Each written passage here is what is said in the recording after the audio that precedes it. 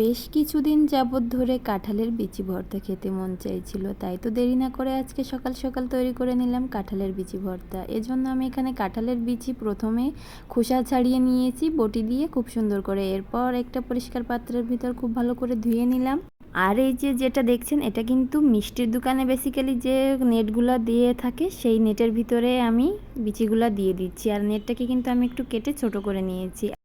আমি এই ভর্তাটা ভাতের ভেতরে দেব, এজন্য নেটের ভিতরে দেওয়াতে আমার তুলতে খুব সহজ হবে। এ কারণেই কিন্তু আমি নেটের ভিতরে দিয়েছি। আপনারা চাইলে কিন্তু এভাবে কাঁঠাল ভর্তা দিতে পারেন।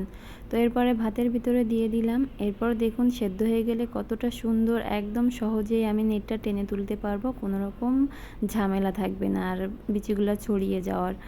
তো আমি একটা প্লেটে ঢেলে নিলাম আর এখন ভাতগুলোকে এক সাইডে করে নেব, বিচিগুলো আলাদা করে। বিচিগুলো কতটা সুন্দর সেদ্ধ হয়েছে সেটা একবার দেখুন। আমি খুব সুন্দর করে হাত দিয়ে ম্যাশ করে নিলাম। এরপর কিছুটা শুকনা মরিচ আর কিছুটা লবণ আর সরিষার তেল দিয়ে মাখিয়ে নেব। আমি এই ভর্তাটা করেছি নিরামিষের দিন, এজন্য কোনো রকম পেঁয়াজ এখানে ব্যবহার করিনি।